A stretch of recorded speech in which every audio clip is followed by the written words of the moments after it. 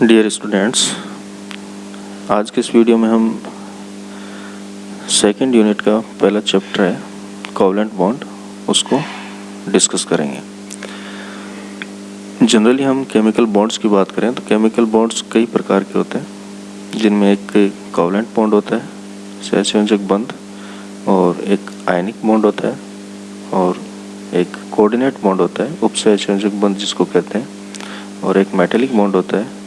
और इसी के साथ जैसे हम अदर बॉन्ड्स की बात करें तो हाइड्रोजन बॉन्ड है, van der Waals weak interactions होती है।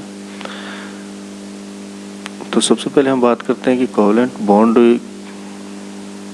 जो फॉर्मेशन होता है उनमें भाग लेने वाले जो एटम्स होते हैं इनके बीच में इलेक्ट्रोनेगेटिविटी डिफरेंस है वो कम होता है। कम होने का मतलब ये होता है कि इस प्रकार के जो एटम्स के द्वारा जो मॉलिक्यूल फॉर्म होता है जिनमें कोवलेंट बॉन्ड पाया जाता है, ये जनरली नॉन पोलर नेचर के होते हैं, अध्रुवीय प्रकृति के होते हैं। और इसके आधार पे जो मॉलिक्यूल्स की फिजिकल और केमिकल प्रॉपर्टीज़ हैं उनको हम एक्सप्लेन कर सकते हैं। सिंपल हम यदि डेफिनेशन की बात करें तो हम कह सकते हैं कि इस प्रकार का बंध जिसके निर्माण में भाग लेने वाले परमाणुओं के द्वारा समान संख्या में इलेक्ट्रॉनों का साझा किया जाता है, और जो साझे के इलेक्ट्रॉन्स हैं उन पर दोनों परमाणुओं का समान अधिकार होता है। कोवलेंट बॉन्ड फॉर्मेशन में जो एटम जिनके बीच में कोवलेंट बॉन्ड फॉर्मेशन हो रहा है उनके द्वारा जो इलेक्ट्रॉन्स शेयर किए जाते हैं उनको हम बंध युग्म के नाम से जानते हैं, बॉन्ड पेयर के नाम से जानते हैं। और यदि एक एक इलेक्ट्रॉन शेयर किया जाता है तो उनके बीच में एक बंध का निर्माण होता है जिसको हम सिग्मा बॉन्ड के नाम से जानते हैं। यदि दो दो इलेक्ट्रॉन शेयर किए जाएंगे तो हम कह सकते हैं कि दो बंध बनेंगे जिनमें एक सिग्मा बॉन्ड होगा, एक पाई बॉन्ड होगा। यदि तीन तीन इलेक्ट्रॉन शेयर किए जाएंगे तो तीन बॉन्ड बनते हैं जिनमें एक सिग्मा बॉन्ड होता है और दो पाई बॉन्ड होते हैं। सिंपली यहाँ पे एग्जाम्पल शो किया गया है जिसमें दो हाइड्रोजन एटम्स के बीच में कोवलेंट बॉन्ड फॉर्मेशन हो रहा है, और यहाँ पर प्रत्येक हाइड्रोजन के द्वारा एक एक इलेक्ट्रॉन है वो शेयर किया गया है। तो यहाँ पर दोनों हाइड्रोजन के बीच में एक कोवलेंट बॉन्ड फॉर्मेशन हो जाता है, और यहाँ पर जो शेयर किए गए इलेक्ट्रॉन्स हैं उन पर दोनों एटम्स का बराबर अधिकार पाया जाता है। अब हम बात करते हैं कि कोवलेंट बॉन्ड को एक्सप्लेन करने के लिए जो थ्योरीज दी गई है उनमें सबसे पहले जो थ्योरी है वो है लुईस थ्योरी। इसको हम कई बार ऑक्टेट रूल के नाम से भी जानते हैं। ये थ्योरी होती क्या है, इसमें जो एटम्स जो कोवलेंट बॉन्ड फॉर्मेशन में पार्टिसिपेट करते हैं, इन एटम्स का जो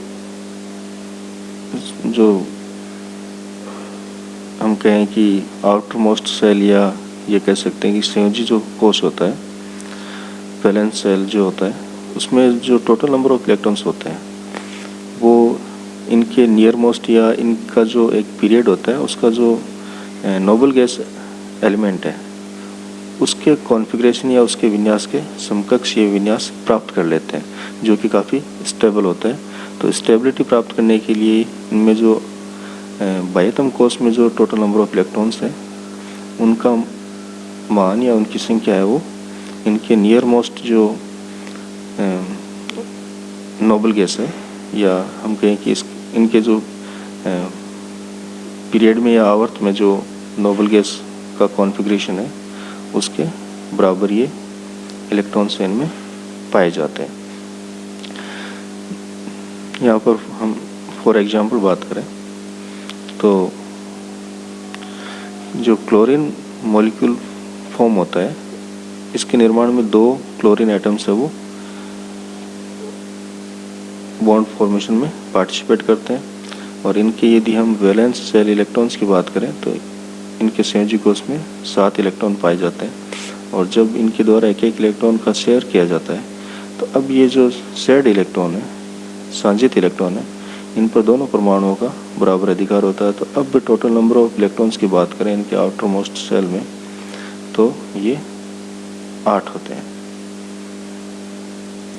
चूंकि यहाँ पर एक इलेक्ट्रॉन है वो शेयर किया गया है, तो टोटल नंबर ऑफ बॉन्ड्स बनेंगे वो 1 होगा। यदि हम ऑक्सीजन के केस में यदि बात करें, तो ऑक्सीजन मॉलिक्यूल जो फॉर्म होता है, तो यहाँ पर ऑक्सीजन एटम्स के द्वारा 2-2 इलेक्ट्रॉन है वो शेयर किए जाते हैं, और इसके कारण इनके बीच में जो total number of bonds form होते हैं वो 2 होते हैं। फर्दर हम बात करें नाइट्रोजन मॉलिक्यूल के केस में, तो नाइट्रोजन एटम्स के द्वारा 3-3 इलेक्ट्रॉन्स है वो शेयर किए जाते हैं, तो यहाँ पर टोटल नंबर ऑफ बॉन्ड 3 बनेंगे, जिनमें एक सिग्मा बॉन्ड होगा और 2 पाई बॉन्ड होते हैं।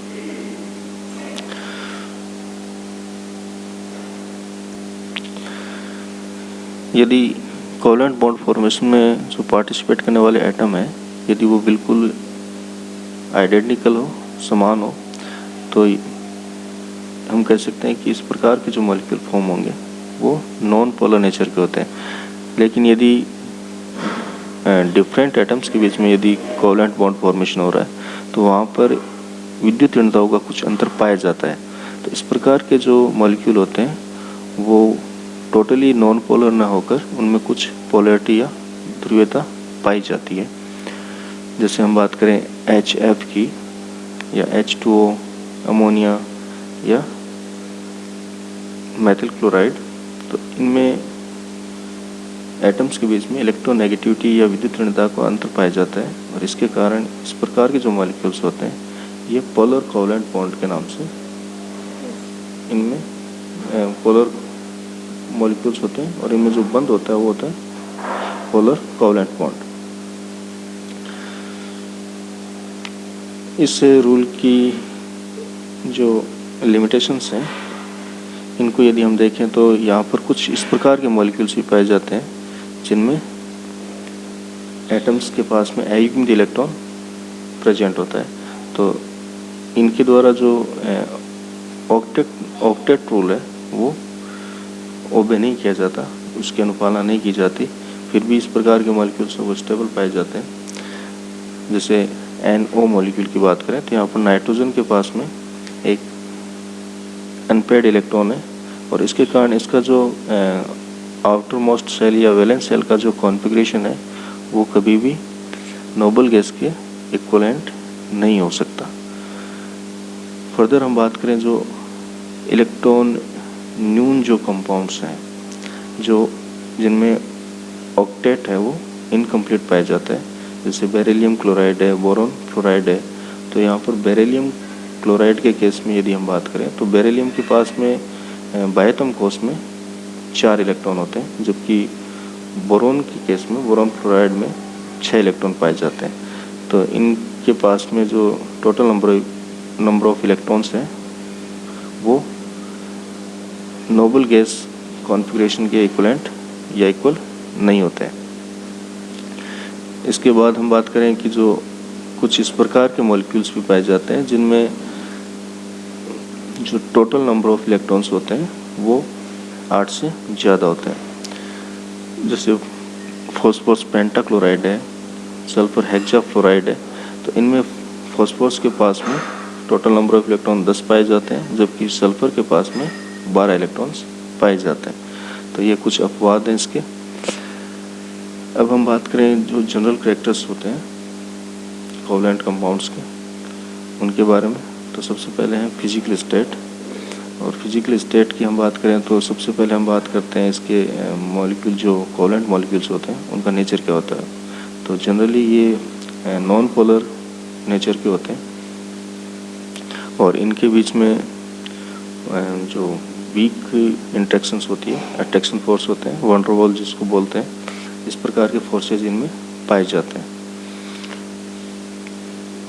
जिसके कारण जो इनकी फिजिकल स्टेट होती है वो गैसीय, द्रव्य या ठोस होंगे तो वो नरम ठोस होते हैं।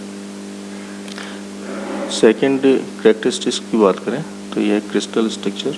जनरली जो कोवलेंट जो कंपाउंड्स होते हैं सॉलिड स्टेट के, उनमें छोटे छोटे क्रिस्टल्स पाए जाते हैं। कुछ एक्सेप्शंस हैं कि जिनमें लार्ज स्केल पर क्रिस्टल स्ट्रक्चर पाई जाती है, जैसे कि डायमंड है, सिलिका है, सिलिकॉन कार्बाइड है, एल्युमिनियम नाइट्राइड है। तो इस प्रकार के कंपाउंड्स में जो क्रिस्टल स्ट्रक्चर है वो काफ़ी बड़ी पाई जाती है। यहाँ पर डायमंड की स्ट्रक्चर दिखाई गई है, जिसमें जो कार्बन एटम है वो sp3 हाइब्रिडाइज्ड होता है और जो कार्बन कार्बन के बीच में जो बॉन्ड लेंथ है वो इसमें पाई जाती है 1.54 एंगस्ट्रॉम और जो बॉन्ड एंगल है वो 109 डिग्री 28 मिनट्स पाया जाता है। फर्दर हम बात करें ग्रेफाइट की, तो ग्रेफाइट में जो लेयर्स बनती है इनके बीच में डिस्टेंस पाई जाती है 3.35 एंगस्ट्रॉम की, और यहाँ पर जो कार्बन पाया जाता है वो sp2 हाइब्रिडाइज्ड पाया जाता है, और कार्बन कार्बन के बीच में जो बॉन्ड लेंथ होती है वो होती है 1.42 एंगस्ट्रॉम की, और यहाँ पर फ्री इलेक्ट्रॉन्स पाए जाते हैं ग्रेफाइट के केस में, जिसके कारण ये इलेक्ट्रिसिटी का कंडक्टर होता है। बाकी जितने भी जो कोवलेंट कंपाउंड्स होते हैं वो इलेक्ट्रिसिटी कंडक्ट नहीं करते। अब हम बात करें मेल्टिंग और बॉइलिंग पॉइंट की, तो इसको हम जनरली यदि आयनिक बॉन्ड के साथ कंपेयर करें तो ये काफ़ी वीक, उसके कंपैरिजन में वीक होता है। तो यहाँ पर जो मॉलिक्यूल्स के मेल्टिंग और बॉइलिंग पॉइंट्स होते हैं वो कम पाए जाते हैं। वोलेटिलिटी की बात करें तो यहाँ पर वीक अट्रैक्शन फोर्स के कारण इस प्रकार के जो कंपाउंड्स होते हैं वो हाईली वोलेटाइल होते हैं। सोलिबिलिटी का केस देखें तो सोलिबिलिटी के लिए एक जनरल रूल होता है कि लाइक डिजोल्व्स लाइक, मीन्स जो कंपाउंड की जो नेचर होती है वो उसी प्रकार के सॉल्वेंट या विलायक में विलय होता है या डिजोल्व होता है।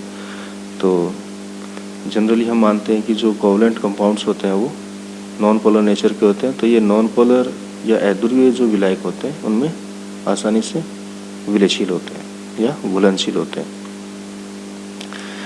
इलेक्ट्रिक कंडक्टेंस की बात करें तो जनरली ये इलेक्ट्रिक कंडक्टर नहीं होते, लेकिन ग्रेफाइट के केस में जहाँ फ्री इलेक्ट्रॉन पाया जाता है, ग्रेफाइट